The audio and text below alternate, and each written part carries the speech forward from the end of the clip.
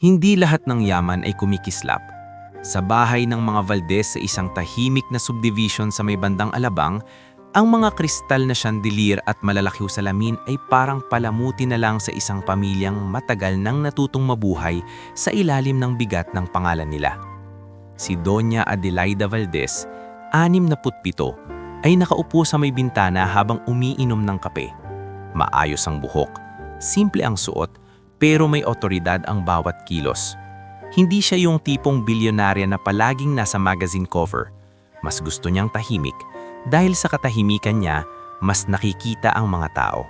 Sa kabilang dulo ng sala, nakatayo si Minda Paredes, ang executive assistant niyang halos 2 dekada ng kasama.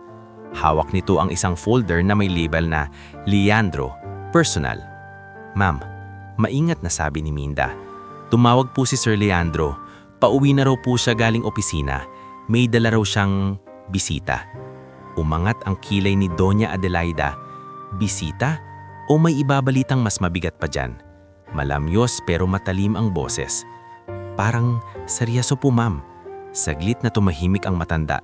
Sa loob ng katahimikan na iyon, may mga alaala siyang hindi na kailangang banggitin para muling sumakit.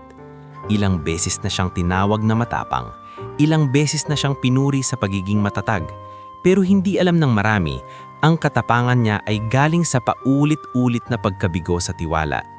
Nang bumukas ang pinto, pumasok si Leandro Valdez. Matangkad, maayos ang suit, pero halatang pagod. May mga mata siyang hindi sanay magpahinga. Dati, mas makulit siya, mas palabiro, pero simula nang mawala ang ama niyang si Ramon, naging parang laging may hinahabol na oras si Leandro. Parang may kasalanang kailangang bayaran. Kasunod niya ang isang babae na simple ang suot, blouse na kulay pastel, slacks na malinis, buhok na nakapusod. Hindi siya mukhang nagpilit magmukhang sosyal, ngulit halatang hindi rin siya sanay sa ganitong bahay. "Ma," bungad ni Leandro, at bahagyang nakangumiti. Ito si Samara Riego. Napatingin si Doña Adelaida sa babae mula ulo hanggang paa. Hindi mapanghusga ang tingin niya, mas tama yatang sabihing mapanimbang. "Good evening po," sabi ni Samara, at bahagyang yumuko. "Thank you po sa pagpapaunlok, mamakilala ko." "Samara," ulit ni Doña Adelaida, dahan-dahan para bang sinusukat ang bawat pantig. "Anong trabaho mo?" Sandaling nagulat si Leandro. "Ma," pero hinawakan ni Samara ang sarili. "Social worker po ako, ma'am. Sa city, sa may relocation site po. Naka-assign po ako sa community center." "Social worker," tugon ni Doña Adelaida. "Mabigit na trabaho, maraming kwento, maraming tao, maraming dahilan." Sa gilid, tumihim si Minda at dahan-dahang umalis para magbigay ng privacy, pero hindi masyadong lumayo. Parang alam niyang may bagyong papasok sa bahay. "Ma," sabo ni Leandro, mas malumanay. "Matagal na naming gustong sabihin sa'yo, pero gusto ko sanang maayos." "Maayos?" Natatingin si Doña Adelaida sa anak, at sa unang pagkakataon sa gabing iyon, lumambot ang mga mata niya. "Leandro, 8 taon na mula nang mawala ang tatay mo. 8 taon ka ring parang may multong kasabay sa bawat desisyon mo." Napayuko si Leandro. Alam niyang hindi ito simpleng usapan ng pagpapakilala. Alam niyang may ugat ang lahat. "Hindi ko po intensyon maging dahilan ng anumang alitan," mabilis na singit ni Samara. "Kung hindi po kayo komportable, maaari po akong umalis." "Hindi," sabat ni Doña Adelaida. "Diretsahan, manatili ka. Ang mga umaalis agad, kadalasan may itinatago o masyadong nasasaktan. Gusto kong malaman kung alin doon." Nalaki ang mata ni Leandro. "Ma, grabe ka naman." "Hindi grabe, totoo lang." Tahimik na huminga si Samara at saka umupo ng maayos, parang pinipilit niyang huwag manginig. "Ma'am, lumaki po ako sa lugar na kung hindi ka marunong tumayo sa sarili mong paa, lulunurin ka ng mundo. Ang trabaho ko po, hindi siya glamorous, pero pinili ko siya dahil ayokong may batang matulog na walang tumulong sa kanila." Saglit na napatingin si Doña Adelaida sa kanya. Doon sa isang iglap, may kung anong pahiwatig. Hindi siya basta napapaniwala sa mga gagandang salita. Matagal na siyang pinakain ng matatamis na pangako. "Bakit si Leandro? Marami kang pwedeng piliin." Sumagot si Samara ng hindi agad. Hindi po siya yung tipong nanliligaw na puro paandar. Nakilala ko po siya nung may donation drive sa center. Tahimik lang siya pero Kapag may sinabi siya, ginagawa niya. Donation drive? Tinignan ni Doña Adelaida ang anak. Kailan pa naging ganyan ang anak ko? Dati puro miti ang alam mo. Umangat ang isang maliit na ngiti sa labi ni Leandro, pero mabilis ding nawala. Ma, gusto kong subukang maging tao ulit. Hindi lang Valdez. Napatigil si Doña Adelaida. Hindi siya nagsalita agad. Sa loob niya, sumulpot ang alaala ni Ramon. Ang asawa niyan minsang nangakong kahit yumaman tayo, hindi tayo malalayo sa lupa. Pero si Ramon din ang napahamak sa isang aksidenteng hanggang ngayon may mga bahid ng tanong. At si Leandro, sa kabila ng pagiging anak, siya ang unang dumating noon sa lugar. Siya ang nakakita. Siya ang may daladalang guilt na parang bato sa dibdib. Anong pangalan ng nanay mo, Samara? Tanong ni Doña Adelaida, paiba-iba ang atake. Si Aling Merlina po, sagot ni Samara. Nagtitinda po siya dati sa palengke. Ngayon po may maliit na karinderya. Tatanggalin mo ba ang trabaho mo kapag nag-asawa ka? Tanong ulit. Napasinghap si Leandro. Ma, pero sumagot si Samara. Hindi po, kasi yun po ang pagkakakilanlan ko. Kung may magpapabago man, sana mas mapalawak ang kaya kong tulungan. Doon, bahagyang tumanggo si Doña Adelaida pero hindi pa rin nagbubukas ang buong pinto ng tiwala. Leandro, sabi niya, diretso sa anak. Mahal mo ba? Oo, sagot ni Leandro, walang pag-aalinlangan. At gusto kong malaman mo, ma, hindi ko siya dinadala dito dahil gusto kong ipilit. Dinala ko siya dahil gusto kong maging parte siya ng buhay natin. Kung papayag ka, tumayo si Doña Adelaida ng dahan-dahan. Lumapit siya sa bintana at tumingin sa labas na tila may hinahanap na sagot sa dilim. Alam mo anak, mahina niyang sabi, maraming taong marunong magmahal kapag magaang ang paligid. Pero kapag may dumi, kapag may hirap, kapag may taong di nila kailangan, doon lumalabas ang tunay na ugali. Lumingon siya kay Samara. Kung totoo ka, hindi ka matatakot sa tanong ko. At kung totoo ka, hindi mo kailangang magmukhang perpekto. Tumanggo si Samara pero hindi alam ni Doña Adelaida kung ang tanggo ay tapang o pag-iingat. Sa kusina, sumilip si Minda at nagtanong kung maghahain na ba ng hapunan. Tumanggo si Doña Adelaida. Habang umuupo sila sa mesa, akala ni Leandro ay ito na ang simula ng pag-okay. Pero sa mata ng ina niya, ito pa lang ang simula ng pagsusuri. At sa loob ng dibdib ni Doña Adelaida, tahimik na gumagalaw ang isang lumang takot na baka muli na naman siyang magtiwala sa maling tao. At dismal, ang masisira ay ang anak niyang matagal ng pilit binubuo ang sarili. Nang gabing iyon, hindi agad nakatulog si Doña Adelaida. Sa kwartong amoy lavender at lumang papel, nakahiga siya pero gising ang isip. Parang may kamay na humihila sa kanya pabalik sa mga panahong akala niya kontrolado niya ang lahat. Hanggang sa isang araw, bigla na lang may nabasag at hindi na muling naayos. Sa ilalim ng lampara, binuksan niya ang drawer at inilabas ang isang lumang relyo, pagmamay-ari ni Ramon. Isang bagay na naiwan, isang paalaala na may mga taong kaya kang mahalin, pero may mga taong kayang gumamit ng pag-ibig para manloko. Napapikit siya at sa dilim ng talukpak, bumalik ang boses niya sa mesa kanina. Kapag may dumi, doon lumalabas ang tunay na ugali. Kinabukasan maaga siyang bumaba, nandun na si Minda, dala ang tablet at ilang printouts. May kainamang tensyon sa mukha nito na alam ni Doña Adelaida. May balitang hindi maganda. Ma'am, may nag-message sa corporate social circle group tungkol kay Miss Samara. Anong klasing message? Tanong ni Doña Adelaida habang humihilop ng kape. Ibinigay ni Minda ang tablet. May screenshot ng isang post. Ingatan niyo si Samara Riego. Kilala yan sa relocation site. Mahilig manghingi ng donation tapos may sariling ahenda. Walang pangalan ang nag-post pero may mga sumunod na comment na mas malala. Gold digger vibes. Baka kaya pumayag si Leandro may kapalit. Hindi gumalaw ang mukha ni Doña Adelaida, pero lumamig ang paligid. Anonymous? Sabi niya. Laging anonymous kapag duwag. May isa pa po, dagdag ni Minda. Inilabas ang isang papel. May tip kay attorney Nicanor Bausa. Sabi, may utang daw si Samara at may record, pero wala pang details. Napataas ang tingin ni Doña Adelaida. Si Nicanor na ba ang nagsabi sa'yo? Opo, tumawag po siya kaninang umaga. Sabi niya kung gusto raw po ninyo i-verify nila quietly. Tumanggo si Doña Adelaida, mahinahon. I-verify pero walang harassment. Ayokong maging katulad ng mga taong naninira. Bago pa man siya makatayo, bumukas ang pinto ng dining area at pumasok si Leandro. Nakasuot na ng office attire. Halatang nagmamadali, pero nang nakita ang seryosong mukha ng ina, huminto siya. Ma, good morning. Umupo siya at sumulyap kay Minda. May nangyari. Hindi sumagot si Minda. Tumingin ito kay Doña Adelaida, parang humihingi ng pahintulot. Tumanggo ang matanda. Leandro, panimula ni Doña Adelaida, may lumalabas na chismis tungkol kay Samara. Nanigas ang balikat ni Leandro. Chismis? Anong chismis? Ipinakita ni Minda ang screenshot.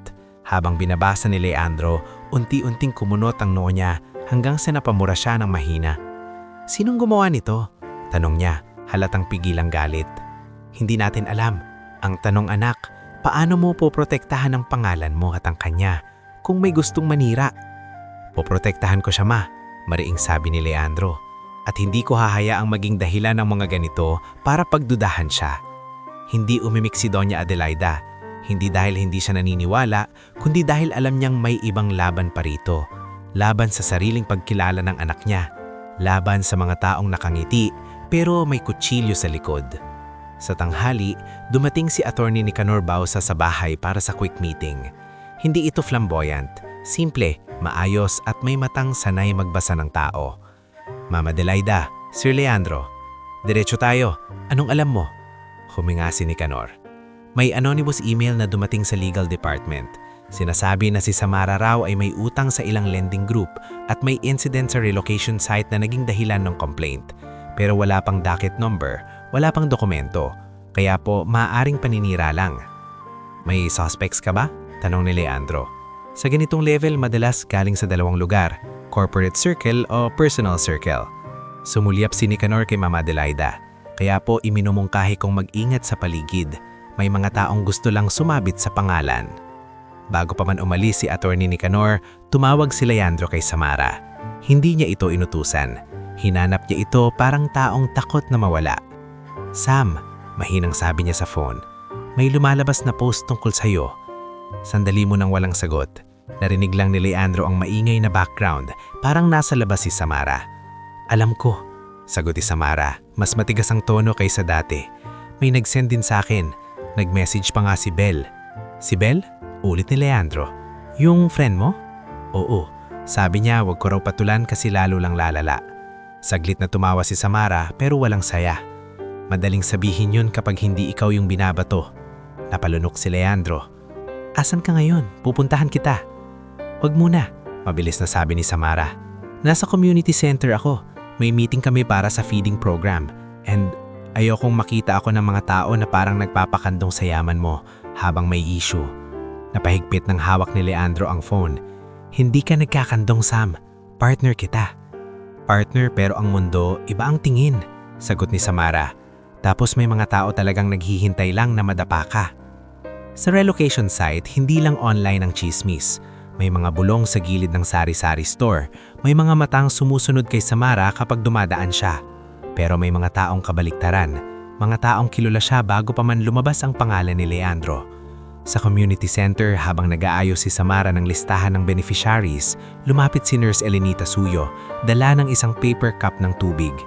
Ate Sam, inom ka muna, sabi niya, halatang nag-aalala. Ang putla mo na. Okay lang ako, pilit na siniti ni Samara. Sumingit si Ma'am Corazon Nedoy, ang principal na tumutulong sa scholarship list. Samara, nakita ko yung post. Huwag mo nalang dibdibin. Kilala namin ka dito. Biglang nabasag ang composure ni Samara. Ma'am, sa mundo ni Leandro, hindi sapat yung kilala ka namin. Doon, bawat galaw mo, may presyo. Habang nag-uusap sila, may dumating na lalaki sa labas. Matangkad, nakapolo, may alahas na halatang gustong ipakita. Si Gian Salonga. Kinumusta niya ang guard, parang regular. Nang makita niya si Samara, ngumiti siya ng malapad. Sam, tagal na. Nanlamig ang sikmura ni Samara. Anong ginagawa mo dito, Gian? Relax, sabi ni Gian. Nakataas ang dalawang kamay. Narinig ko yung issue mo. Naawa ako. Baka gusto mo ng tulong. PR ganon. May kakilala akong marunong maglinis ng pangalan. Hindi ko kailangan ng tulong mo. Matigas na sagot ni Samara. Lumapit pa si Gian. Mas mahina ang boses. Sige, pero isipin mo, kung lalaki ng lalaki yan, maaapektuhan pati si Leandro. Baka bigla kang iwan yan para protektahan ng kumpanya. Parang may sinasaksak sa dibdib si Samara. Sa isang iglap, naramdaman niya ang takot na matagal niyang pinipigilan. Takot na maging problema sa buhay ng taong mahal niya. Sa gabing iyon, nagkita sina Leandro at Samara sa isang maliit na cafe malapit sa Makati, malayo sa mata ng barangay at corporate circle. Umupo sila sa sulok. Hindi kita iiwan, unang sabi ni Leandro, parang nagmamadali siyang unahan ang takot ni Samara. Tumingin si Samara sa kanya, nangingilid ang luha pero hindi bumabagsak. Hindi ko alam kung anong mas masakit, Leo, yung sinasabi ng mga tao o yung pakiramdam na baka tama sila, na hindi ako bagay sa mundo mo. Hinawakan ni Leandro ang kamay niya. Hindi mundo ko to. Mundo to ng mga taong takot mawalan ng kontrol. Pero tayo, ang pipili ng magiging mundo natin. Sa likod ng mga salitang iyon, hindi nila alam na sa ibang lugar, sa isang phone screen, nakangiti si Isabel Carpio habang binabasa ang mga comments sa bagong kumakalat na chismis. At sa isip niya, may tahimik na plano kung paano pa ito palalakihin hanggang tuluyang masira ang relasyon.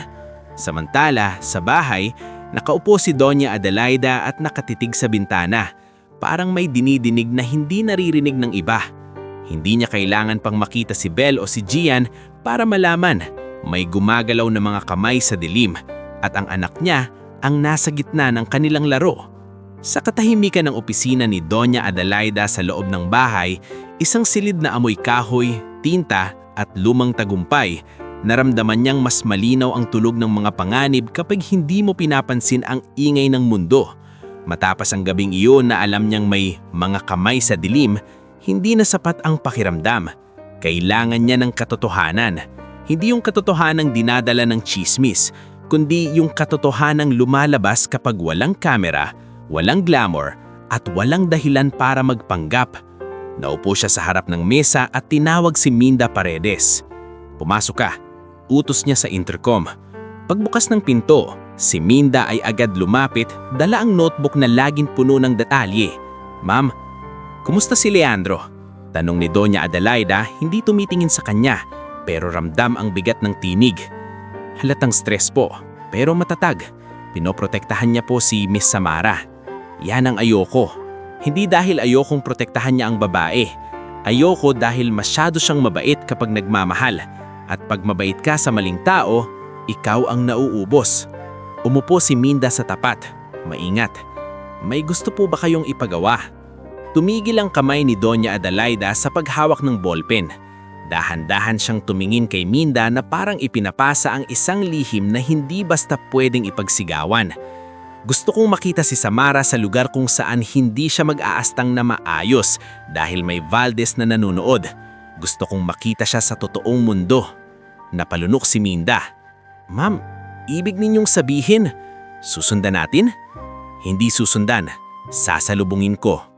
Saglit na nanlaki ang mata ni Minda. Paano po? Dito, tumayo ang matanda at lumapit sa malaking kabinete. Binuksan niya iyon at may inilabas na isang lumang ID lace, gloves at sombrero. Mga simpleng bagay na kung tutuusin ay walang halaga sa taong may bilyon. Pero sa mata ng lipunan, may bigat kapag suot mo ang ganito. Magpapakilala akong hindi ako si Doña Adelaida Valdez. Sabi niya, magiging Aling Adel. Ma'am, Halos pabulong si Minda, nag-aalala. Delikado po yan. Paano kung may makakilala? Paano kung mapahamak kayo? Tumanggo si Doña Adelaida, parang handa na ang sagot bago pa man itanong. Kaya ikaw ang kasama ko at tatawagin mo si Lito. Si Lito Barameda, ang security chief, ay dumating makalipas ang ilang minuto. Malaki ang katawan, tahimik magsalita, pero matalas ang mata. Yung tipo ng taong kaya kang protektahan nang hindi mo napapansin. Ma'am, bati ni Lito, bahagyang yumuko. Minda said may assignment. May kailangan akong gawin, sabi ni Doña Adelaida. At kailangan kong magmukhang normal. Walang escort na halata. Walang SUV na may tint. Walang Valdez sa paligid. Kumunot ang noo ni Lito. Saang yaya po? Sa route ng City Waste Unit, sagot ni Doña Adelaida. Malapit sa community center sa relocation site kung saan nagtatrabaho si Samara Riego. Saglit na natigilan si Lito, parang hindi agad naniwala. Ma'am, pardon, pero kayo po mismo ang sasama sa garbage crew? Tama, diretso niyang sagot. Kung gusto kong malaman kung sino ang tunay na tao, kailangan kong makita siya sa lugar na hindi niya alam na sinusukat siya. Pinilit ni Lito maging kalmado. Okay po, pero kailangan nating planuhin to ng maigi. At kailangan ko ng coordination sa city unit para legal at ligtas. Tinawagan ko na si Engineer Primitivo Alcantara, sabi ni Doña Adelaida saka tinuro ang telepono. Operations Liaison. May utang siya sa akin, hindi pera, kundi pabor. Aayusin niya ang papel. Tila nagkaroon ng formal na hangin sa silid. Hindi ito simpleng trip ng mayaman. Ito ay operasyon. Kinagabihan, nag-meeting sila sa isang maliit na office space na pag-aari pa rin ng Valdez Group pero ginagamit nila bilang low-profile site.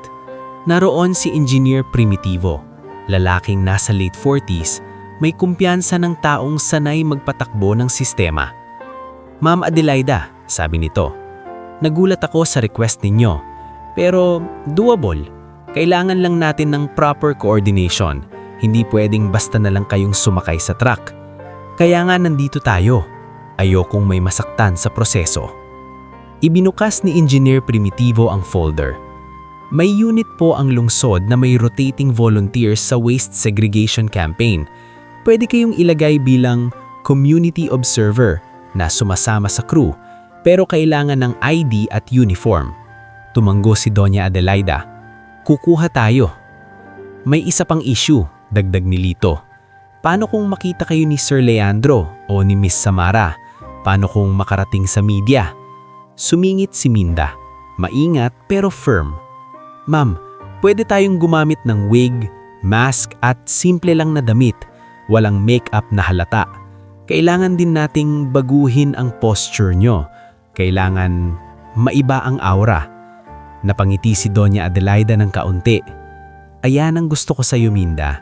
Ikaw lang ang kayang magsabi sa akin na kailangan kong baguhin ang aura ko. Sa labas ng meeting, habang naglalakad si Doña Adelaida papunta sa sasakyan, isang ordinaryong sedan na hindi halata, tumawag si Leandro. Ma, bungad ng anak, may pagod sa boses. Okay ka ba? Parang hindi ka sumagot kanina. Hindi nagtagal si Doña Adelaida bago sumagot. Busy lang ako anak, may inaasikaso. About Sam? Tanong niya. About you, sagot niya. Simple. Tahimik sandali sa kabilang linya. Ma, hug mo naman siyang saktan. Hug mo siyang ipahiya. Kung may duda ka, sabihin mo sa akin. Hininga ng malalim si Doña Adelaida at doon lumabas ang bahagyang lambot sa boses niya. Leandro, hindi ko gustong siyang saktan. Gusto ko lang malaman kung siya ba ang magiging pahinga mo o siya ang magiging dahilan ng pagod mo. Ma, mahal ko siya. Alam ko, sagot ni Doña Adelaida. Kaya nga ako natatakot. Hindi na nagtanong si Leandro. Alam niyang kapag natatakot ang ina niya, may dahilan. At kapag kumilos ang ina niya, hindi basta-basta. Kinabukasan, dumating ang unang set ng gamit. Isang mulumang jumpsuit na may bahid ng pagod sa tela, gloves, face mask, at isang cap na may logo ng City Waste Unit. Si Minda ang nag-ayos sa kanya sa isang simpleng kwarto na walang bintana para walang makita. Ma'am, sorry po, pero kailangan natin tong medyo magmukhang pagod. Gawin mo, sabi ni Doña Adelaida. Kung kailangan kong magmukhang lumang pagod para lumabas ang tunay na ugali ng isang tao, okay lang. Lumapit si Lito, bitbit ang ID na may pangalang Adel B. Santos. Ma'am, from now on, Aling Adel na kayo, sabi ni Lito. At ang route ninyo, sa Tuesday morning, malapit sa community center. Tumanggo si Doña Adelaida. Sa loob niya, may halong kaba at determinasyon. Hindi siya sanay maging invisible. Hindi siya sanay tratuhin na parang hangin. Pero iyon mismo ang susi. Kapag invisible ka, mas nakikita mo ang tunay na muka ng mundo. Sa kabilang banda, abala si Leandro sa audit ng bagong planta. Nasa conference room siya kasama si CFO Hernando Salcedo at ilang managers habang sinusubukan niyang pigilan ang merger talks na maapektuhan ng chismis. Hindi niya alam na sa parehong linggo, ang ina niya ay magsusuot ng damit na amoy araw at basura. Hindi para magpanggap na mahirap, kundi para protektahan siya sa pinakamapanganib na klase ng kasinungalingan. Yung kasinungalingang nakabalot sa ngiti at mahal kita. At sa isang sulok ng lungsod sa relocation site, patuloy ang pag-ikot ng buhay. Mga batang naglalaro, mga tindera sa gilid, mga motor na dumadaan. Si Samara, abala sa schedule ng feeding program, hindi alam na papalapit na sa kanya ang isang matandang babae na magdadala ng pagsubok na hindi niya kilanman inakala. Pagsubok na hindi kayang sagutin ng diploma, ganda o salita, kundi ng ugali kapag kaharap mo ang taong akala mo wala kang kailangang patunayan. Martes ng umaga nang tumama ang unang malakas na ulan ng linggong iyon. Hindi pa ganap na sumisikat ang araw, pero buhay na ang relocation site.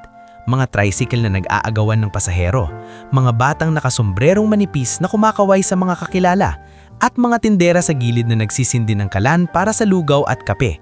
Sa isang kanto, huminto ang garbage truck. May tunog itong lumang makina na parang laging may hinahabol at amoy nitong halong diesel at basang plastik ay kumakapit sa hangin. Bumaba ang mga lalaki sa crew, nagbibiruan pa habang suot ang kapote. Kasunod nila si Aling Adel, naka-jumpsuit, may cap, may mask at may gloves. Kung may makakakilala man sa kanya, kailangan munang tumingin ng 2 beses dahil iba ang tindig niya. Iba ang postura at iba ang kataimikan niya kumpara sa ordinaryong sumasama sa ganitong trabaho. Isang lalaki sa crew ang lumingon sa kanya, si Mang Turo, 46, driver na mabait ang boses. "Nanay, okay ka lang? First time mo to, di ba?" Tumanggo si Doña Adelaida sa loob ng mask. "Oo, observer lang ako, pero kaya ko." "Dito banda yung community center," sabi ni Mang Turo sabay turo. "Maraming tao dyan pag umaga. Ingat lang, madulas yun." Sa di kalayuan, nakita ni Doña Adelaida ang community center. Isang lumang building na may tarpaulin, feeding program today. May mga nanay na nakapila, mga batang bitbit ang plastic cup. Sa gilid, may mga volunteer na nag-aayos ng mesa. At doon niya unang nakita si Samara ng malapitan sa totoong setting nito, hindi sa eleganteng bahay ng Valdez, kundi sa pagitan ng basang semento at maingay na tao. Maayos pa rin ang bihis, naka-ID lace, may clipboard at mabilis ang kilos. Pero may tensyon sa panga, parang may iniisip na problema habang pinipilit magmukhang kaya niya. Sumipol ang hangin, bumulwak ang tubig sa kanal habang dumaan ang isang jeep at sa isang iglap, nadulas ang isang crew member sa basang kalsada. Nahulog ang isang sako ng basura mula sa truck, nabiyak ang tali. Kumalat ang laman, basang karton, plastik, tira-tirang pagkain. Dumaloy ito sa kanal, parang maruming alon. "Hoy, dahan-dahan!" sigaw ni Mang Turo habang nagmamadaling bumaba. Napatingin ng mga tao, may mga nanay na umatras, may batang napasigaw ng disgust. At si Samara, biglang tumalim ang mata. "Grabe naman!" malakas niyang sabi habang lumalapit, hindi para tumulong kundi para manita. "Kayo talaga, ang bababoy, kaya ang baho dito." Parang tumigil ang hangin sa paligid ni Doña Adelaida. Hindi sa sinabi, kundi sa paraan. Hindi ito pakiusap, hindi ito pag-aalala. Ito ay paghamak na parang natural nang lumalabas sa dila. Lumapit si Doña Adel. Mabagal. Hawak ang isang walis tingting na iniabot ng crew. "Pasensya na," mahinang sabi niya. Sinasadya ang tunog ng boses. Mas paos, mas pagod. "Pasensya," putol ni Samara. Sabay tingin sa kanyang jumpsuit na parang marumi na rin ang pagkatao. "Alam niyo ba kung ilang beses na ako naglinis dito? Pag ganyan kayo, kami pa yung nadadagdagan ng trabaho." Sa may gilid ng pila, isang matandang lalaki ang lumapit. Si Tata Berto Luyag, 72. Nakasombrerong kupas at may tungkod. Mabagal siyang naglakad, pero matatag ang tinig. "Apo," sabi ni Tata Berto kay Samara, "wag mo naman pagalitan ng ganyan. Tao rin yan. Basang-basa na nga, tumutulong naman. Sandaling napalingon si Samara. Sa halip na lumambot, lalo siyang tumigas. Lolo, huwag kayong nakikisawsaw. Kung ayaw niyong mabaho dito, dapat disiplinado. Napapikit si Doña Adelaida sa loob ng mask. Hindi dahil ayaw niya ng disiplina, pero dahil may paraan para sabihin iyon nang hindi tinatapakan ang dangal ng tao. Sa sandaling iyon, naramdaman niyang lumang sugat ang biglang nabuksan. Alaala ng panahong siya rin ay minamaliit, bago siya yumaman, bago siya maging Donya. Sa kabilang banda, may lumapit na 2 volunteer. Si Jericho Kiko Malonzo na may dalang timba at si Rica May Dizon, intern social worker, hawak ang trash bag. Ate Sam, kami na lang po. Mahinang sabi ni Rica May. Baka po, kailangan nyo na bumalik sa listahan. May pila. Pero si Samara, parang nadala ng inis at pagod, mas lalong naging matalim. Kiko, Rica, bakit kayo tumutulong dyan? Dapat sila ang maglinis ng kalat nila, hindi to playground. Napailing si Kiko, pero hindi siya sumagot ng pabalang. Yumuko siya at dinampot ang basang karton. Tumulong na lang tayo para matapos. Bulong niya kay Rica May. Sa gitna ng gulo, kumilos si Aling Adele. Hindi siya nagsalita. Dumapa siya sa gilid ng kanal. Hinila ang mga plastik palayo para hindi bumara. May tumulong na maruming tubig sa gloves niya. Dumampi sa tuhod. Hindi siya umarte. Hindi siya nagdrama. Tumrabaho siya. At dahil doon, may ilang taong nakatingin. May isang nanay na nag-abot ng tissue. Nay, punas ka.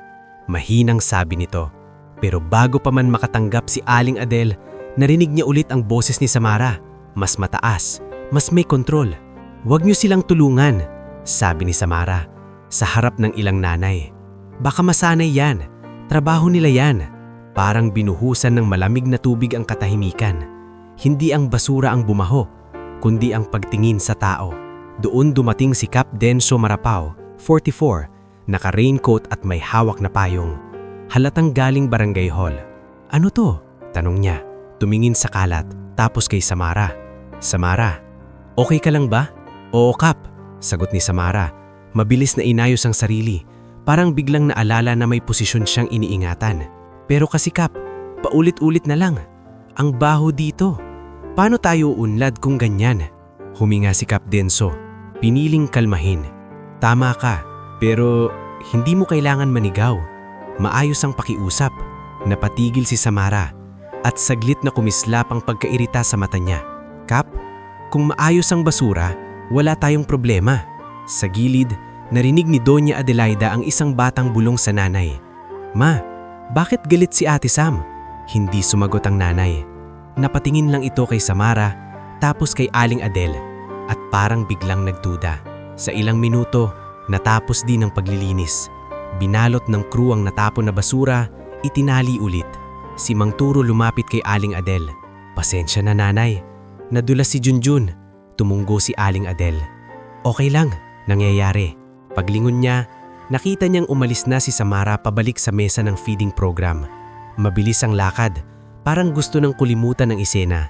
Pero bago tuluyang mawala sa paningin, lumingon si Samara at muling tinignan si Aling Adele. Hindi may awa. Hindi may hiya, kundi may pagkairita. Parang ang presensya ng isang basurera ay istorbo sa araw niya. Sa sandaling iyon, nanatiling tahimik si Doña Adelaida. Wala siyang sinabing pangalan, wala siyang ibinunyag. Pero sa loob niya, malinaw na malinaw ang unang resulta ng pagsubok. Hindi pa ito ang buong katotohanan. Isang banggaan pa lang ito, pero sapat na para maramdaman niya ang panganib.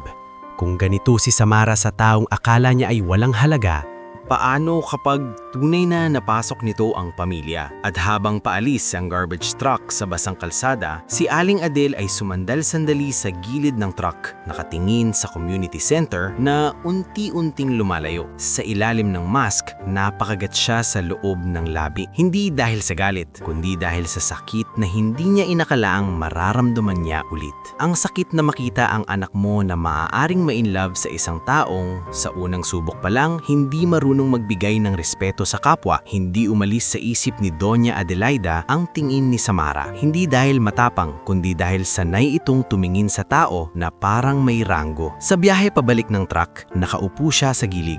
Hawak ang lumang gloves at pinipigilan ang sarili na hindi magpadalos-dalos. Isang araw pa lang iyon, isang banggaan pa lang. Ngunit sa karanasan niya, ang unang beses ay madalas hindi aksidente. Madalas ay totoong ugali na lumusot lang sa ibabaw. Pag-uwi niya, hindi siya dumiretso sa main house. Dumaan siya sa side entrance na pinag-usapan nila ni Lito para walang makakita. Tinanggal niya ang cap at mask. Hinayaan ang hangin na lumapat sa mukha niya. Ngunit kahit malinis na ang balat niya, parang may dumi pa ring naiwan sa loob. Dumi ng sakit. Nandun si Minda, naghihintay na may hawak na towel at thermos ng mainit na tsaa. Ma'am, okay lang po ba kayo? Sandaling tumingin si Doña Adelaida sa kanya. Hindi, sagot niya, diretso. Pero hindi pa tapos. Kinabukasan, bumalik siya sa route. Hindi para maghanap ng gulo, kundi para tiyaking hindi lang bad day ang nakita niya. Kailangan niyang makita ang pattern. Kailangan niyang makita kung paano kumikilo si Samara kapag hindi niya alam na may sumasaksi, kapag hindi siya nasa spotlight ng relasyon, kundi sa mundong may amoy kanal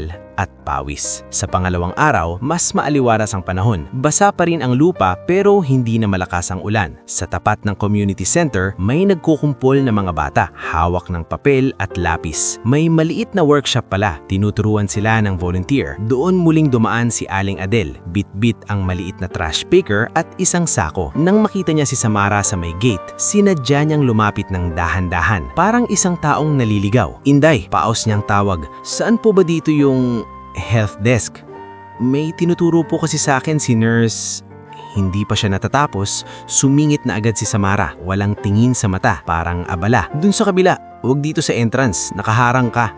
Pasensya, sabi ni Doña Adelaida, sinadyang mas mahina ang boses. Hindi ko po kabisado. Hindi ko problema kung hindi mo kabisado, putol ni Samara at saka tumalikod para kausapin ang isang nanay sa pila. Nanatiling nakatayo si Doña Adelaida sa gilid. Tinamaan ng salitang hindi mo naman ikamamatay pero ikakaliit mo bilang tao. Sa paligid may ilang nakarinig at napatingin. Si Rica May na may hawak na folder na pasulyap kay Aling Adel at tila gustong lumapit dahil abala sa crowd. Lumakad si Aling Adel palayo pero hindi pa siya nakakalayo nang may biglang sumulpot na batang lalaki. Tumakbo, nadapa sa basang simento, nabagsak ang hawak nitong lapis at papel. Ay!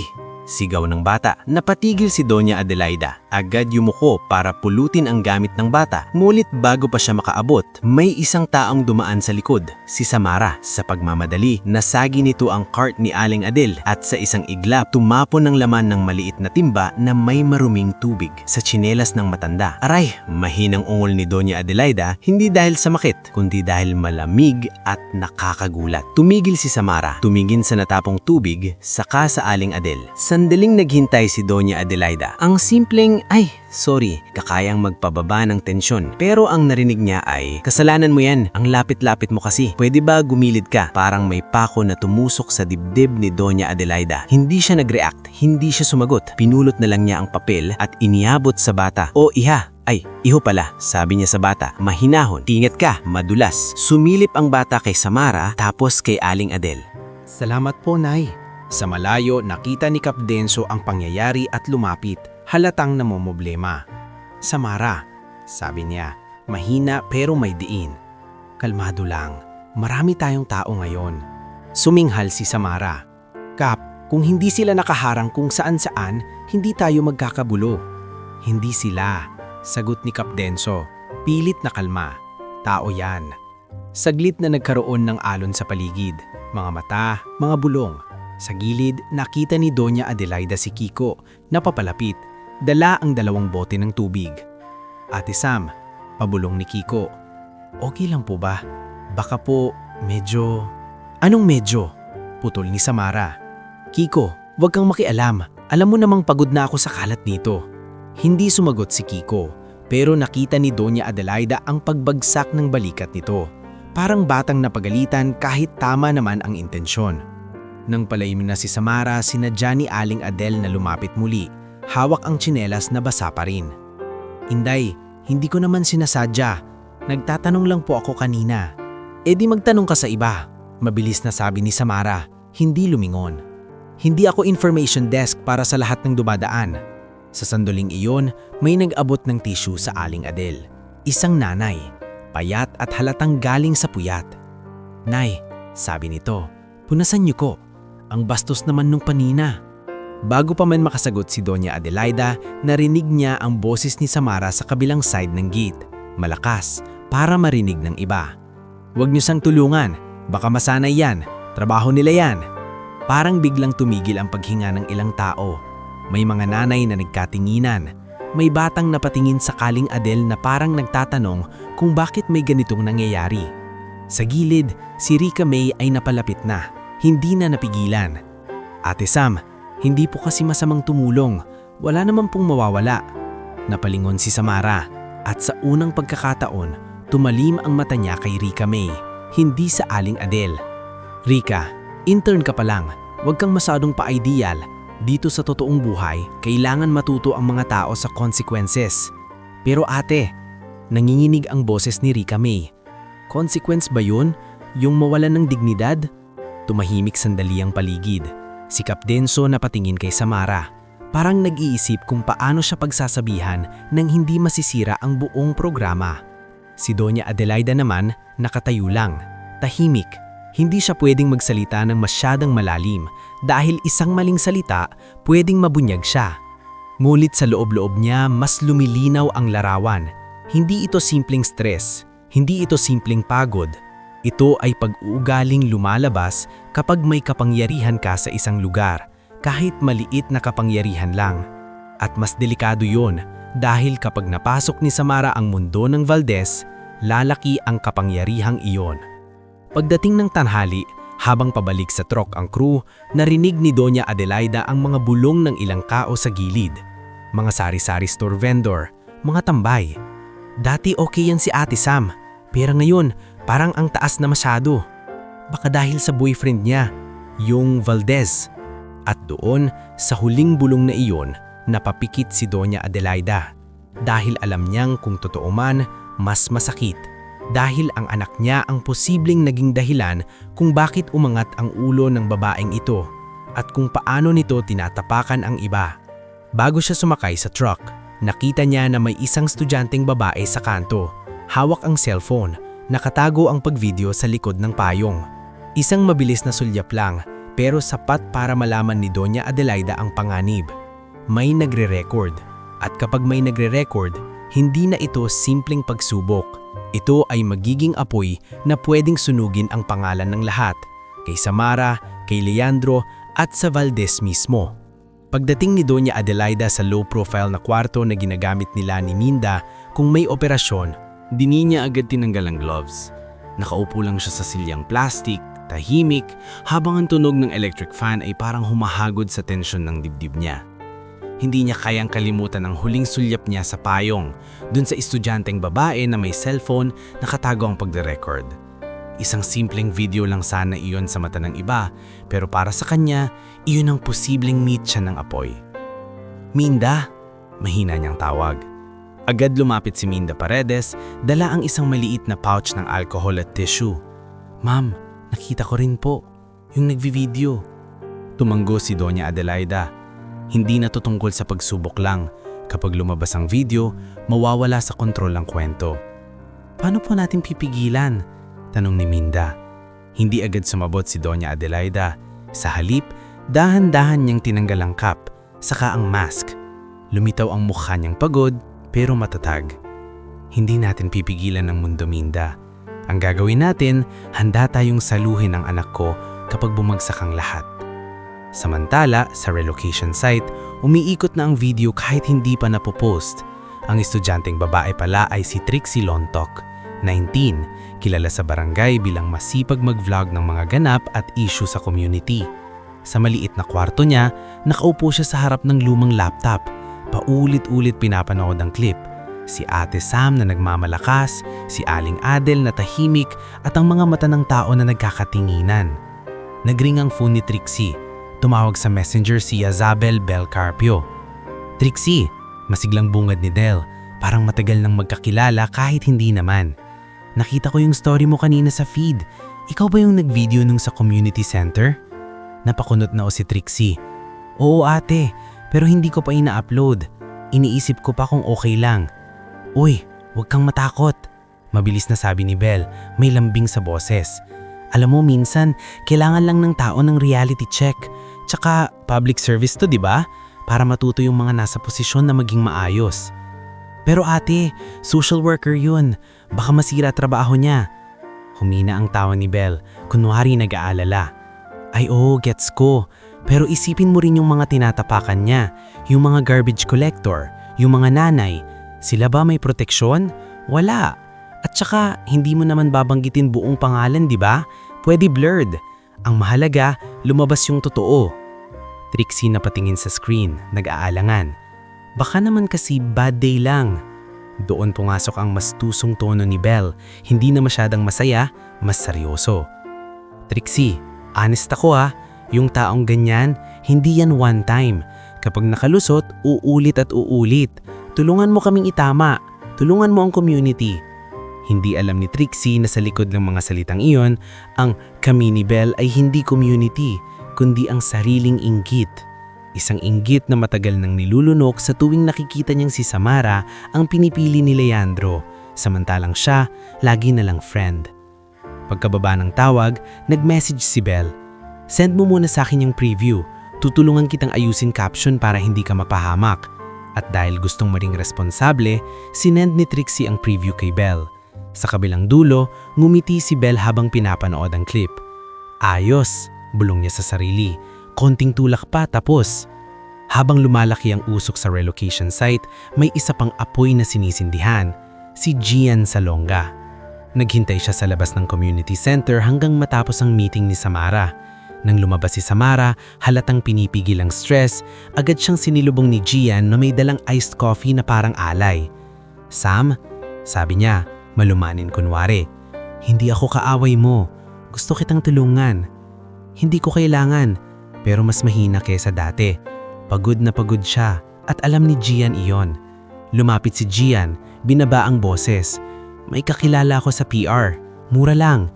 Kaya niyang i-take down yan o i-bury sa ibang content. Pero kailangan kumilos ka agad. Kapalit? Wala, sabi ni Gian mabilis, pero may sumunod na buntot. Except, pirmahan mo tong authorization para ma-handle ko yung communication mo. Para legal, para safe ka. Inabot niya ang folder mukhang profesional. Hindi lawyer si Gian, pero marunong siyang magmukhang may alam. Si Samara naman sa panik at hiya, tumingin sa papel. Maraming terminong hindi niya naintindihan. Gian, ayoko ng gulo. Pabulong ni Samara. Exactly, sabi ni Gian, halos pabulong din. Kaya ako na, trust me Sam. Ako lang ang nandito mayon. Si Leandro, busy sa kumpanya. Ikaw, mag-isa ka. Hindi pa rin pumipirma si Samara pero nakita ni Gian ang bitak. At minsan, sapat na ang bitak para mapasok ang maling tao. Sa ibang lugar naman, sa isang sari-sari store na may upuang kahoy, nagkakape si Marites Dueñas, 50, kilalang radio station ng subdivision at relocation site. Hawak ang phone, kumakalat na ang bulong bago pa man kumalat ang video. Ay naku, sabi ni Marites sa kumpol ng mga nanay. Sabi ko na nga ba dati okay yan si Samara pero nung napatalian sa mayaman, ayan, lumaki ulo. Gold digger talaga ang peg. Marites, wag ka namang ganyan. Mahinang sabi ng isang nanay. Hoy, hindi ako masama. Depensa ni Marites sabay sip ng kape. Concerned lang ako. Kasi pag naging asawa yan ng Valdez, paano na tayo? Baka lalo tayong mamaliitin. Sa bawat concerned, tumitindi ang lason. Samantala sa Valdez Group Headquarters, ibang klaseng presyon ang humahampas kay Leandro. Nasa glass-walled conference room siya kasama si CFO Hernando Salcedo at ilang senior managers. Sa screen, nandoon ang mga email ng investors, mga tanong, mga alalahanin, mga salitang may halong banta. Leandro, malamig na sabi ni Hernando, we're in the middle of merger talks. Alam mo yan, kapag naging public scandal to, may investors na aatras. Hindi ito love story, this is business. Pinisil ni Leandro ang tulay ng ilong niya. Wala pang lumalabas, chismis pa lang.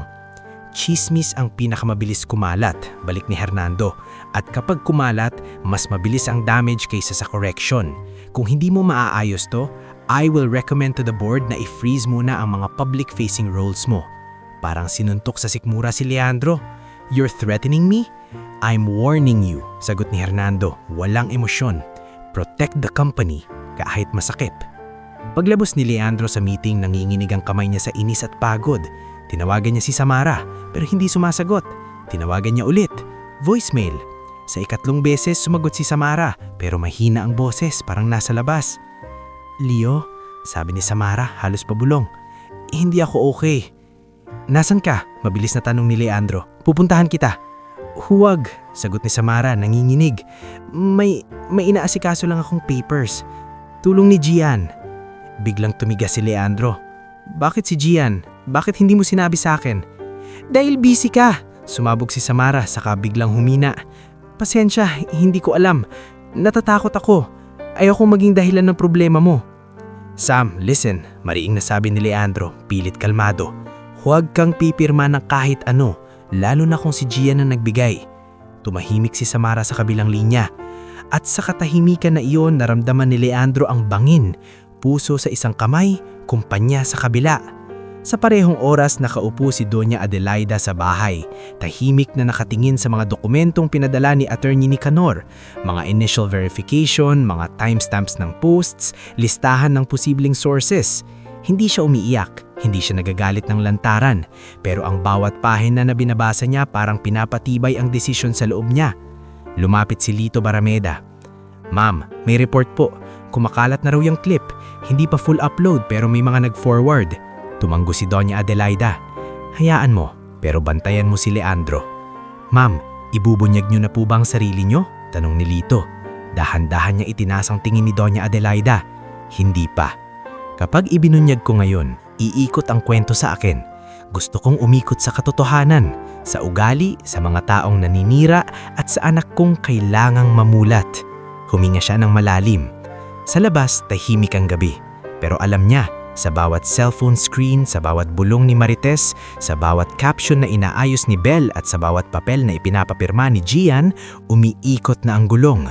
At kapag umandar na ito ng tuluyan, hindi na ito mapipigilan ng yaman. Ang tanong na lang, sino ang unang madudurog at sino ang unang matututo? Sa loob ng 3 araw, parang kumapal ang hangin sa buong lungsod. Sa relocation site, wala nang simpleng issue.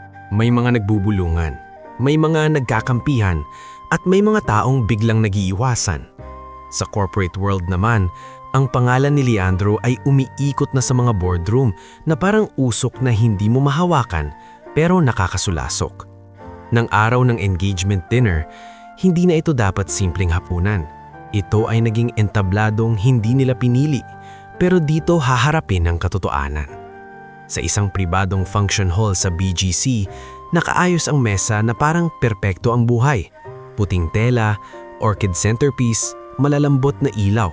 May mga business partners, may ilang city officials, at pati ilang community representatives na inimbitahan ni Leandro bilang simbolo raw ng pagtulay ng mundo. Kasama roon si Cap Dencio, si Ma'am Corazon, at kahit si Tata Berto na pinilit lang sumama dahil gusto raw ni Leandro marinig ang boses ng komunidad. Sa entrance, nakasuot si Samara ng eleganteng dress. Hindi sobrang mamahanin sa tingin pero maayos at bagay sa kanya. Ngumiti siya sa mga bisita pero sa ilalim ng makeup may takot na nagtatago. Dahil alam niyang kumakalat ang video, dahil alam niyang may mga matang naghihintay na siya ay madapa. Lumapit si Leandro, hinawakan ang kamay niya. Sam, bulong niya, nandito ako. Tumingin si Samara sa kanya, pilitang ngiti. Sana matapos na to. Hindi niya sinabi, pero nararamdaman niya ang bigat ng mga papel na pinahirmahan sa kanya ni Gian, mga authorization na hindi niya naintindihan. At mas masakit, nararamdaman niya rin ang presensya ni Belle sa crowd. Nakangiti, kumakaway, parang walang alam. Oy Sam, masiglang bati ni Belle, lumapit at niyakap siya. Ang ganda mo, relax ka lang ha, huwag mong isipin yung mga bashers. Hindi sumagot si Samara. Sa halip, napatingin siya sa phone ni Belle. Nag-notify. Mabilis na itinago ni Belle.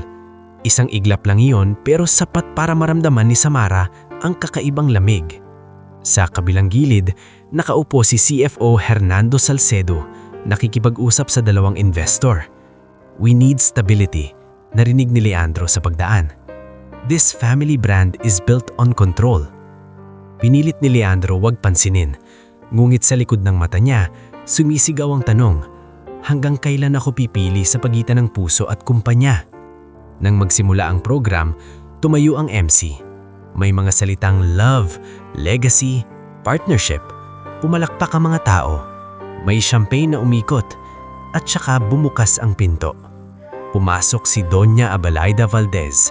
Hindi nakasuot ng garb ng basurera ngayon, kundi isang simple ngunit sobrang elegante na suit. Walang labis na alahas, pero sapat para maramdaman ng lahat ang bigat ng presensya niya. Sa kamay niya, may maliit na pouch at sa kabilang kamay, nakasukbit ang lumang gloves, ang parehong gloves na suot niya noong Aling Adel pa siya. Tumahimik ang hall na parang may humigop ng hangin. Ma, halos pabulong nasabi ni Leandro. Tumayo agad. Bakit ka nandito? Akala ko... Ngumiti si Doña Adelaida, pero hindi iyon ngiting masaya. Nandito ako dahil ito ang usapan anak, pamilya. Napansin ni Samara ang gloves. Nanikip ang dibdib niya. Parang may humatak sa lalamunan niya pero hindi niya maipaliwanag. Lumapit si Doña Adelaida sa gitna. Kinuha niya ang mic mula sa MC nang hindi nagpapaalam pero walang pumigil. Sino ba ang pipigil sa kanya? Magandang gabi, sabi niya, kalmado. Hindi ko aagawin ang okasyon, ngunit bago natin ipagdiwang ang anumang bagay, kailangan nating linawin ang isang tanong. Anong klaseng tao ang papasok sa pamilya namin? May bulungan sa crowd. Si Belle, sa likod, napakunot ang noo. Hindi niya inaasahan ito. Hindi ganito ang plano niya. Ang gusto niya, si Samara ang magmukhang baliw. Pero ngayon, si Doña Adelaida mismo ang humahawak ng eksena. Ma, sumingit si Leandro, naninginig ang boses. Pwede naman nating pag-usapan to ng tayo-tayo lang. Tumingin si Doña Adelaida sa anak niya at sa unang pagkakataon niyon, lumabas ang lambot. Kung tayo-tayo lang anak, mapipilit ang katotohanan. Pero kapag nandito ang mga taong nakasaksi, mas buo ang kwento. Kinuha niya mula sa pouch ang isang maliit na tablet. Pinindot niya at lumabas sa malaking screen sa likod ng stage ang video, yung eksena sa community center, yung basang kalsada, yung natapong sako, yung Ate Sam na sumisigaw, yung Aling Adel na tahimik. Sa unang segundo pa lang, namutla si Samara. Hindi. Pabulong niya, nanginginig. Lumakas ang boses ni Doña Adelaide sa mic. Ang babaeng yan, sabi niya, itinuro ang sarili sa video na naka-jumpsuit at mask. Ako, parang sumabog ang hangin. May mga napasinghap, may mga napabulalas. Si Kap Densyo ay napahawak sa dibdib niya. Si Ma'am Corazon napatingin kay Tata Berto at si Tata Berto, kahit matanda, tumayo na parang handang sumuporta sa katotohanan. Samara, sa gitna ng hall, nanigas. Umiikot ang ilaw sa kaligid niya, pero parang siya lang ang nasa madilim na lungga. Ma'am Adelaida! Halos di niya mabuo ang salita. Tinignan siya ni Doña Adelaida. Samara Riego. Mahinahon niyang sabi, pero bawat pantig ay parang martilyo. Sa bahay ko, ang ganda at diploma ay hindi sukatan ng pagkatao. Ang sukatan kung paano mo tratuhin ng taong wala kang mapapala. Napatingin si Leandro kay Samara, parang humihingi ng paliwanag. Sam, totoo ba? Ganito mo siya tinrato? Parang gusto ni Samara umiyak pero ang unang lumabas ay depensa. Bakit niyo ako sinusubok? Hindi patas. Hindi niyo sinabi kung sino kayo. Hindi patas? Ulit ni Doña Adelaida, bahagyang umangat ang kilay. Kung patas ang mundo, hindi mo iisiping may karapatan kang sigawan ng isang taong akala mo ay basurera. May narinig na mahina pero malinaw na boses mula sa gilid, si Nurse Elenita. Tumayo siya, nanginginig ang kamay pero matapang. Leandro, sabi niya, ilang beses na naming napapansin, may mga araw na mabait si Sam. Pero may mga araw na iba. Kapag mainit ang ulo niya, may mga natatapakan siyang tao. Hindi namin masabi dati kasi akala namin pagod lang. Pero nang makita namin yung video, parang hindi na pagod lang. Elenita, bulong ni Samara, luha na ngayon ng nangingilid. Sumunod na tumayo si Kiko, ang youth volunteer. Sir Leandro, maingit niyang sabi, tumutulong po kami kasi gusto naming maayos. Pero nung araw na yun, sinabihan po kami ni Ate Sam na huwag makialam, parang kasalanan pa po tumulong. Si Rika May halos umiiyak, sumunod. Hindi ko po siya gustong sirain, pero nasaktan po ako nung sinabi niyang intern lang ako. Parang hindi na mahalaga yung dignidad. Nabigatan ang dibdib ni Leandro. Hindi siya makasalita. Tumingin siya kay Samara at sa mata niya may pagod, may sakit at may pag-asa pa rin. Pag-asang sana humingi ng tawad si Samara. Sana aminin, sana magbago. Pero si Samara, imbis na bumaba ang pride, pinilit tumayo sa natitirang tapang. Hindi ako masamang tao. Sigaw niya, hindi na kontrolado. Marami akong tinulungan. Lahat ng feeding program, scholarship, ako ang nag-organize. Bakit yung isang eksena lang ang basis nyo? Tumanggo si Doña Adelaida, parang may lungkot. Tama ka, isang eksena lang yan. Kaya ito, sabi niya at pinindot ulit ang tablet. Lumabas ang pangalawang clip, ang pagtapon ng tubig sa tsinelas, ang kasalanan mo yan, ang wag nyo silang tulungan. Sa puntong iyon, parang may naputol sa loob ni Leandro. Lumapit si Samara kay Leo, mahina ang boses pero matalim. Leo, mahal kita, pero hindi ko kayang ipikit ang mata ko sa ganito. Kung ganito ang ugali mo sa taong tingin mo mababa, paano pa kapag ikaw na ang may kapangyarihan sa pangalan namin? Nanginginig si Samara. Leo, pwede ko itong ipaliwanag. Hindi explanation ang kailangan ko, kundi pagbabago. At hindi ko alam kung kaya mo yon, kung pride ang unang lumalabas. Tumihimik ang hall. Ang MC hindi na makakilos. Si Hernando Salcedo sa gilid, napasandal. Parang nakahinga pa nga ng konti dahil sa totoo lang, mas gusto niyang matapos agad ang gulo kaysa lumala. Si Bel naman, nakatayo sa likod, pawis ang palad. Hindi niya inaasahang ibubunyag ni Doña Adelaida ang sarili.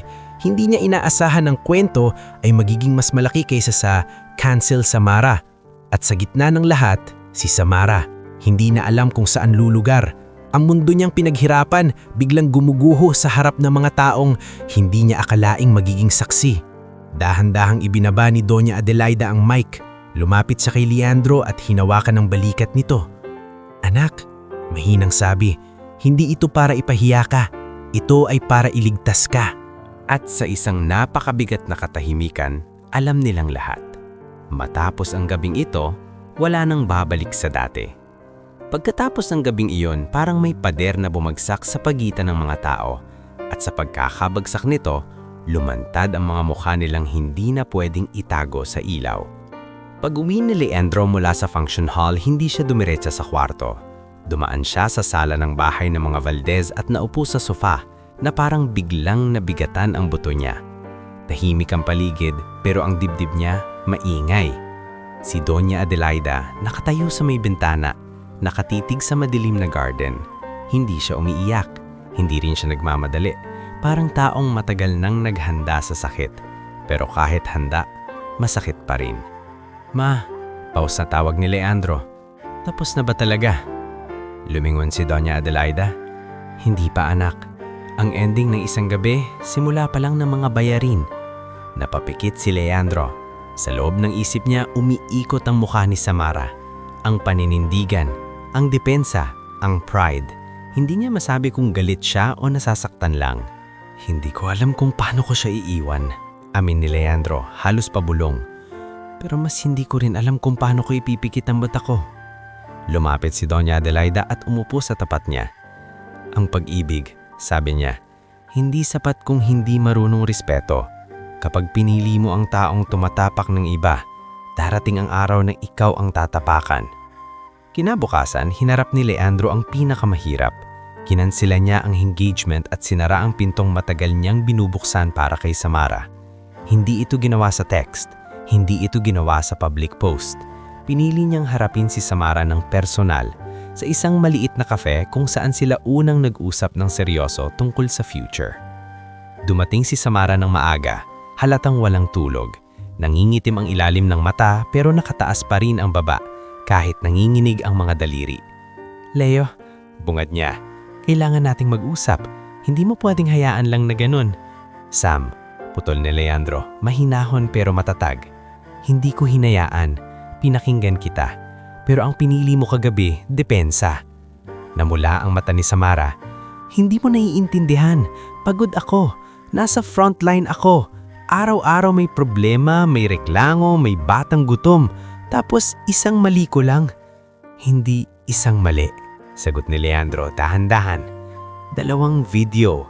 At higit pa roon, may mga taong nagsalita. Yung lolo, yung nurse, yung mga volunteers, hindi ko sila pinilit. Nagsalita sila kasi nasaktan sila. Tumahimik si Samara at doon lumabas ang mas mahinang boses. Anong gusto mo? Mag-sorry ako? Oo, magsasorry ako. Totoong sorry? Tanong ni Leandro. O sorry para lang bumalik sa dati? Parang nasaksak si Samara. Leo, mahal kita. Huminga si Leandro, matagal, parang hinuhugot ang natitirang lakas. Mahal din kita, Sam. Pero hindi ko kayang magsimula ng pamilya sa isang ugaling hindi pa handang magbago. Kailangan mong ayusin ang sarili mo. Hindi para sa akin, para sa mga taong araw-araw mong hahawakan ang dignidad. Namutla si Samara. Ibig sabihin, tapos na. Tumanggo si Leandro. Kinakansel ako ang engagement. Tahimik na bumagsak ang luha ni Samara. Hindi iyak na dramatiko, kundi parang luha ng taong biglang naubusan ng dahilan para magpanggap na matapang. Paglabas ni Samara ng kafe, hindi siya dumiretso sa opisina. Tinawagan niya si Gian at yun ang pinakamaling desisyon na magagawa niya sa araw na iyon. Dahil ang takot ay laging kumakapit sa maling kamay. Gian, paos na sabi, kailangan ko ng tulong. May pinirmahan ka sa akin. Ano ba yun? Sa kabilang linya, ang boses ni Gian ay sobrang lambing, parang kaibigan. Relax, protection yon. Kaya nga sinabi ko sa iyo, kailanan mo ako. Ngunit bago pa man niya matapos ang pangungumbinsi, may tumunog na ibang tawag sa phone ni Samara, si attorney Nicanio Bausa. Kinuha ni Samara nanginginig. Miss Riego, malamig ngulit profesional ang boses. Ito si attorney Bausa, counsel ng Valdez Group. Kailangan nating mag-usap tungkol sa mga dokumentong pinirmahan mo kay Mr. Salonga. Namula ang mata ni Samara. Paano niyo nalaman? May nagpadala sa amin ng kopya. At kung tama ang basa ko, hindi ito simpleng PR authorization. May mga clause dito na nagbibigay kay Gian ng karapatang magsalita at dumesisyon para sa iyo. Kabilang ang access sa ilang financial at communication channels. Maaaring coercion ito. Parang bumagsak ang mundo ni Samara. Hindi ko alam. Alam ko, sagot ni Nicanor. Mas lumambot ng bahagya. Kaya wag kang gagalaw mag-isa.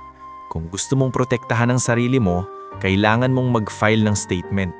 Nang ibaba ni Samara ang tawag, bumalik siya kay Gian.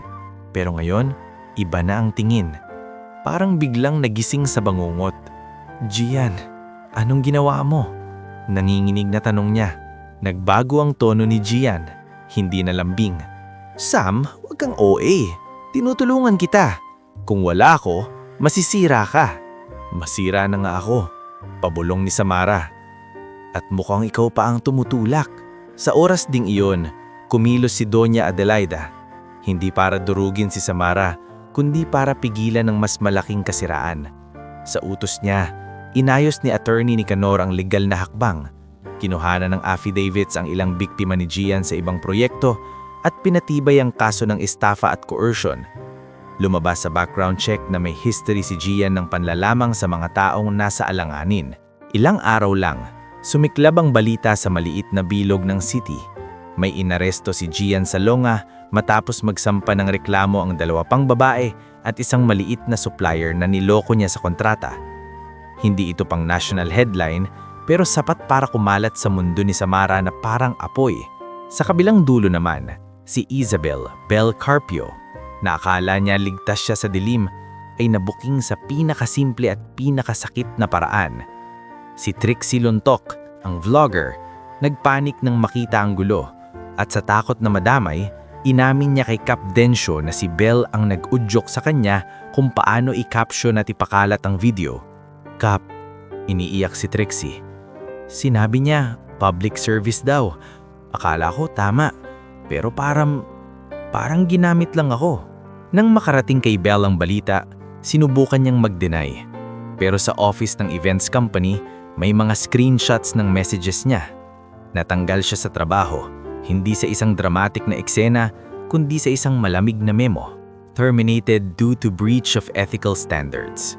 Sa gitna ng lahat, hindi nagdiwang si Doña Adelaida. Sa halip, nagpunta siya sa community center, hindi na nakadisguise, kundi bilang sarili.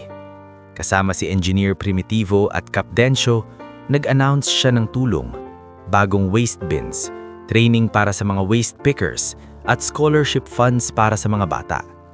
Ngunit hindi ito grandstanding. Tahimik lang, malinaw. Hindi ko ito ginagawa para patahimikin kayo. Ginagawa ko ito dahil matagal ko nang alam. Ang dignidad ng lungsod nagsisimula sa mga taong naglilinis nito. Si Leandro nakatayo sa gilid, tahimik, nangingilid ang mata. Sa unang pagkakataon, hindi siya nagtatago sa suit at title. Naroon siya, nakikinig, parang unti-unting bumabalik ang tao sa loob niya. At doon nagsimula ang unang improvement, hindi sa paglimot, kundi sa pagharap. Si Leandro, imbis na magkulong sa corporate guilt, humingi ng pahinga sa board. Nagulat si Hernando, nagtaas kilay, pero pumayag sa kondisyon na temporary. "Ma," sabi ni Leandro kinagabihan, "sasama ako sa outreach. Gusto kong maintindihan yung mundong pinanggalingan ng mga taong nasa paligid ni Samara at ng mga taong tinapakan niya." Ngumiti si Doña Adelaida, pagod pero may pag-asa. "Yan ang gusto kong marinig, anak. Hindi mo kailangang bumalik sa lumang kwento. Gumawa ka ng bago." Samara, sa kabilang dulo ng lungsod, nag-impact siya ng gamit. Umalis siya sa relocation site ng walang seremonya, walang post, walang paalam sa social media. May dala siyang hiya, may dala siyang takot, at may dala ring tanong na hindi niya kayang sagutin noon. Kung kaya ba niyang maging taong marunong humingi ng tawad. Hindi para maibalik ang nawala, kundi para hindi na siya maging dahilan ng pagdurusa ng iba. Hindi madaling mag-reset ng buhay kapag ang nawasak ay hindi lang relasyon, kundi tiwala ng maraming tao. Pero sa mga linggong sumunod, pinili ni Leandro na huwag magtago sa likod ng press releases at corporate meetings. Tulad ng sinabi niya sa ina, gusto niyang maintindihan at higit sa lahat, gusto niyang makabawi sa paraang hindi pera lang ang sagot. Sa unang araw ng outreach na sinamahan niya, wala siyang dalang entourage, isang simpleng polo, cap at rubber shoes. Si Cap Dencio ang sumundo sa kanya sa barangay hall at dinala siya sa likod ng community center kung saan may lumang bakanting lote na ginawa nilang staging area. Nandito yung mga waste pickers. Paliwanag ni Cap Dencio habang naglalakad sila sa putik. Yung mga tao na madalas nakikita pero hindi kinakausap. May ilang lalaki at babae roon, may hawak na sako, may mga kamay na sanay sa matitigas na bagay. Si Mang Turo, driver ng garbage truck, naroon din. Nang makita si Leandro, parang nahiya pa ito. "Sir," sabi ni Mang Turo, kumamot sa ulo. "Pasensya na po hindi ko po alam na si Ma'am Adelaida pala yun. Ang tapang niya." Tumungo si Leandro, ngumiti ng bahagya. "Hindi mo kasalanan, Mang Turo. Ako nga, hindi ko rin alam kung paano niya kinaya yun." Sa gilid, lumapit si Kiko Malonzo at si Rica May, parehang volunteer. "Sir Leandro," sabi ni Kiko, "salamat po sa pagpunta. Ang dami pong tao dito na kailangan ng trabaho, hindi lang ayuda." "Yun ang gusto kong gawin," sagot ni Leandro. "Hindi band-aid, kundi sistema." Doon pumasok si Engineer Primitivo Alcantara, may dalang blueprint at listahan. "Sir," sabi nito, "ready na po yung initial plan ng linis kabuhayan. Skills training, basic PPE distribution at partnership sa mga recycling facilities. Pero kailangan po natin ng legal structure para hindi ito basta charity lang." "May nahanap na ba tayong makakatulong sa legal?" tanong ni Leandro habang tinitignan ng listahan. "Meron po," sagot ni Engineer Primitivo. "May environmental lawyer na recommended ng City Council. Tahimik pero matapang daw. Pangalan, Amihan Serrano." Pagkasabi pa lang ng pangalan, dumating si Amihan. 29, naka-plain blazer, walang makeup na halata, buhok na katali. Hindi siya yung tipong papasok na may malaking aura. Pero pag tumingin siya, parang alam niyang may paninindigan siyang hindi nabibili. "Good afternoon," bati ni Amihan, diretso kay Leandro. "Mr. Valdez." "Leandro na lang," sagot ni Leandro. Inalok ang kamay. Hindi agad ngumiti si Amihan. Nakipagkamay siya, pero may distansya. I'm here because I read what happened, and I read what your company does. Waste is business, but for many people, waste is survival. Tumanggo si Leandro. I want to make sure survival becomes dignified. Sumulyap si Amihan sa paligid, sa mga tao, sa putik, sa sako. Then let's not romanticize them. Let's protect them. Doon nagsimula ang mas seryosong usapan.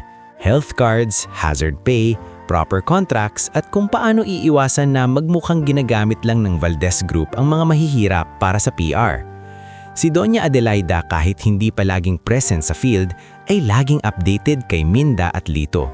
Pinapabayaan niyang anak niya ang humawak pero handang sumalo kung kailangan.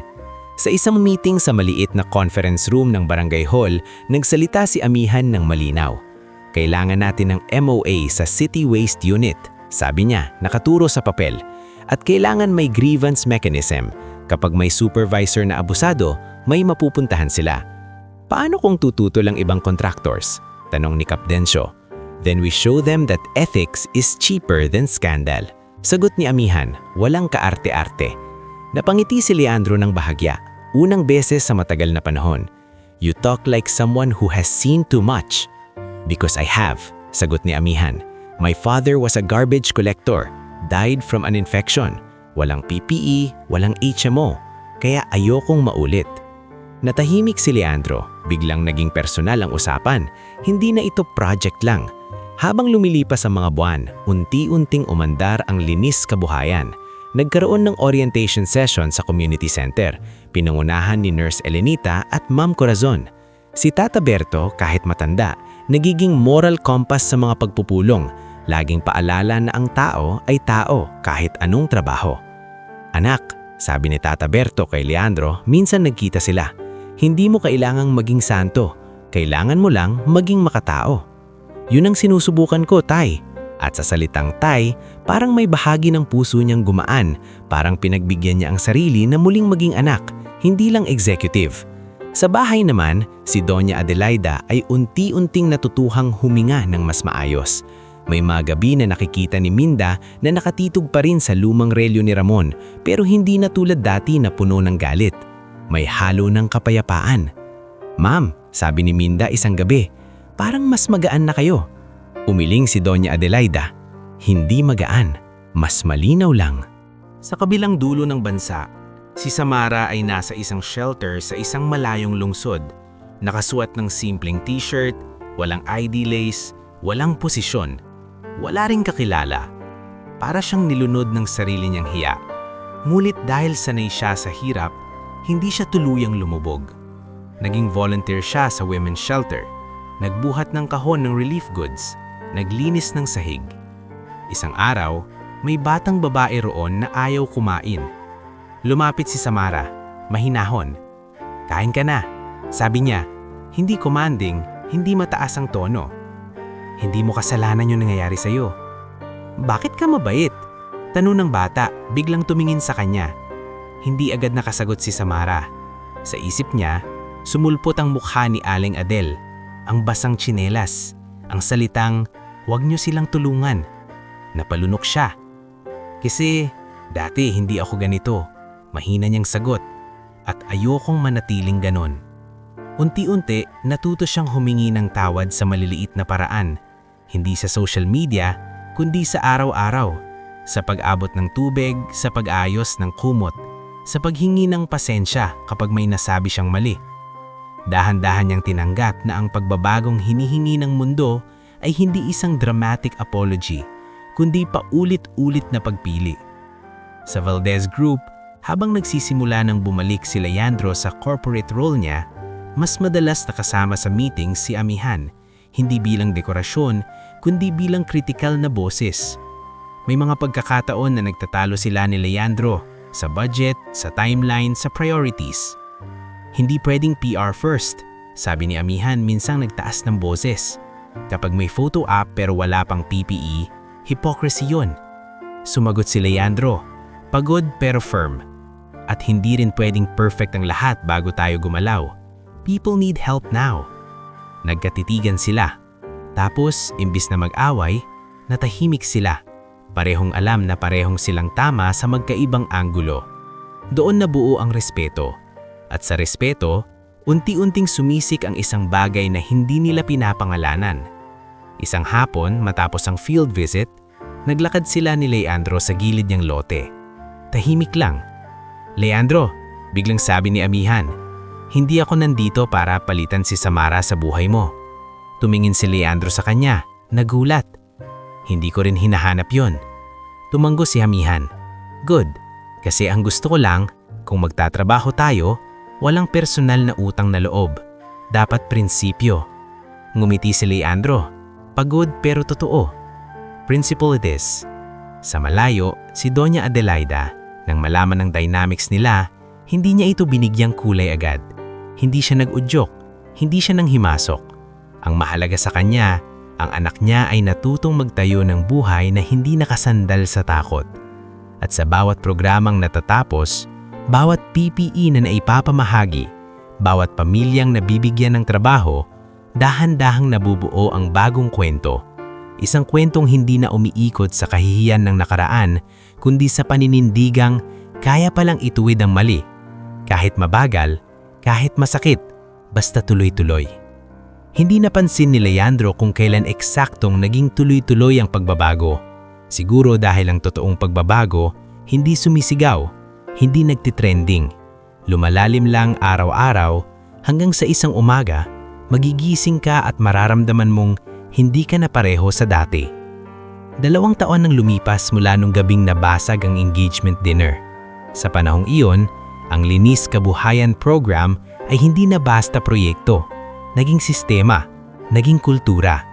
Sa relocation site, may maliit ng training room na dating bodega lang. Pero ngayon may whiteboard, mga upuan, at cabinet ng PPE. Sa bawat batch ng trainees, may mga bagong pangalan na pumapalit sa luma. Mga dating waste pickers na ngayon ay may proper ID, may schedule, may health card. Sa isang umaga ng recognition ceremony sa City Hall, nakatayo si Leandro sa harap ng mga tao. Hindi siya nakasuot ng pinakamahal na suit. Simple lang pero maayos. Sa tabi niya si Amihan, hawak ang folder ng legal framework na pinaghirapan nila. Nandoon si Cap Denso, si Engineer Primitivo, si Nurse Elenita, si Ma'am Corazon, si Kiko at si Rica May. Naroon din si Tata Berto, nakaupo sa harap. Mas payat na, pero buhay ang mata. Nagbigay ng malaking pagbabago ang programang Linis Kabuhayan, sabi ng city official sa mic. Hindi lang ito trabaho, ito ay dignidad. Pumalakpak ang mga tao.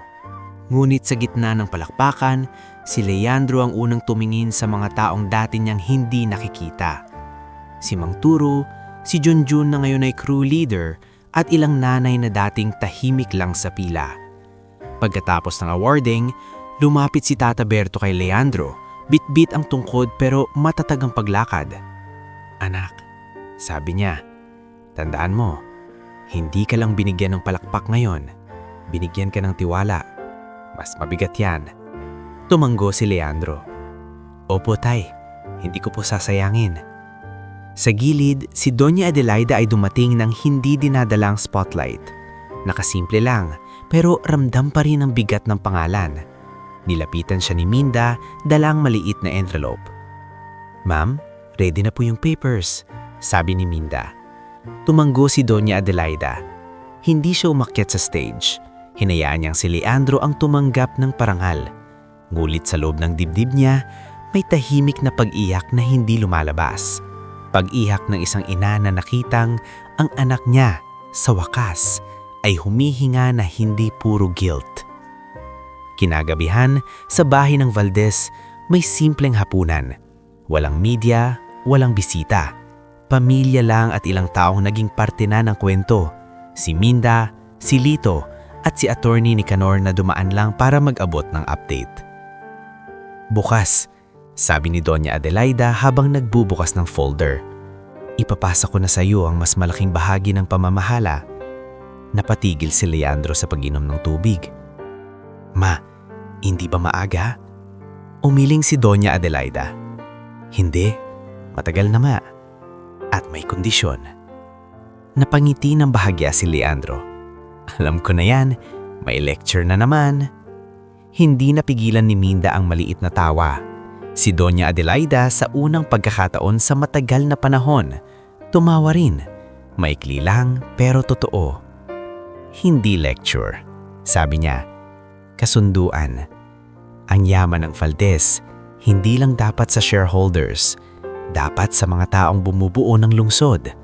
Mga driver, collectors, maintenance crew, may mga benefit na hindi pwedeng tanggalin kahit magpalit ang board.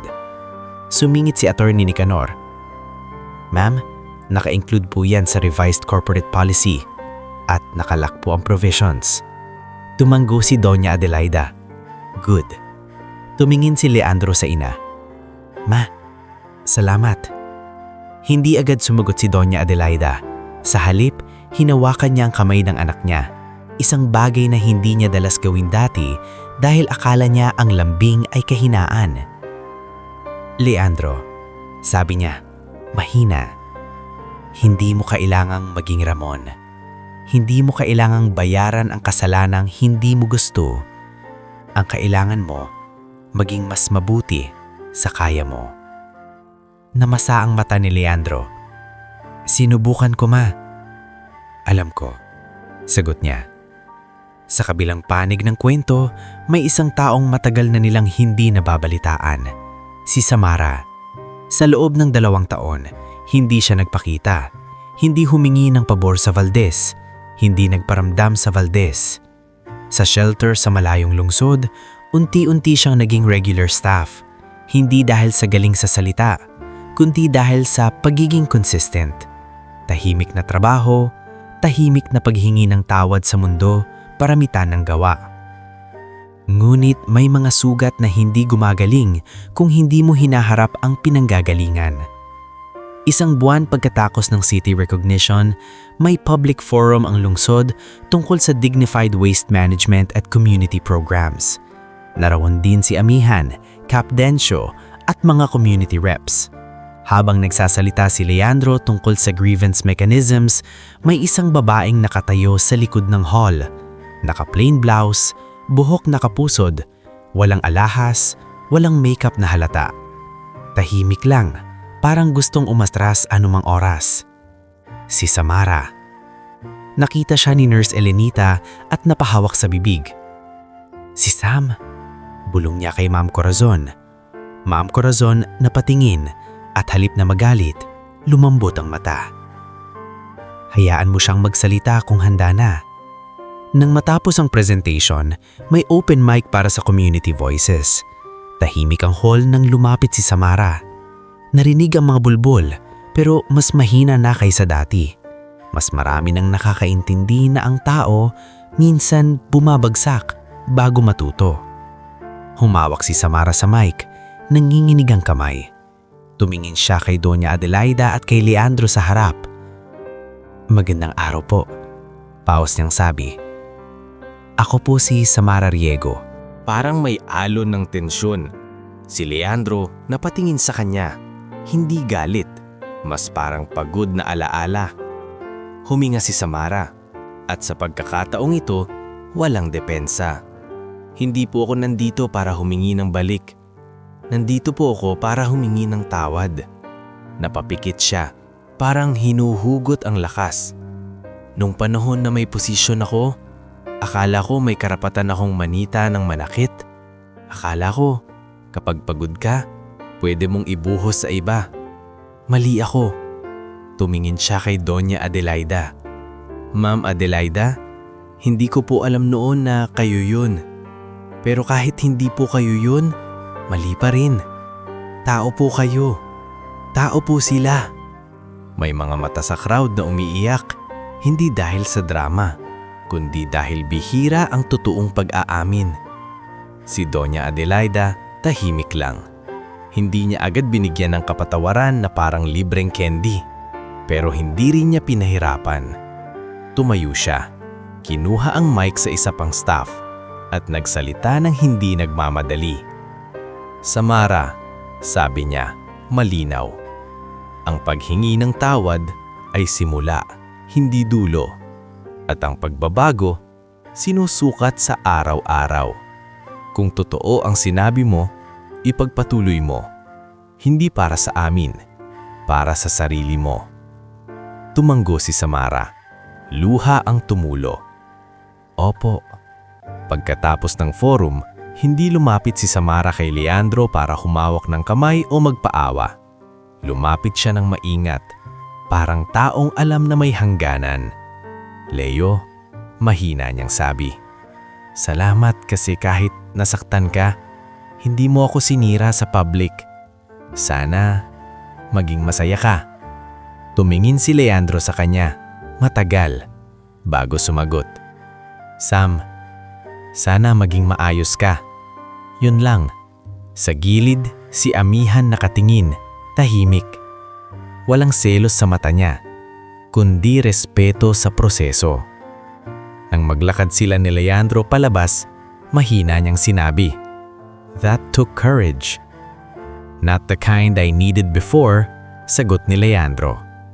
"But the kind the world needs." Sa mga sumunod na buwan, naging mas matatag ang linis kabuhayan. Nadagdagan ang training, nadagdagan ang health coverage.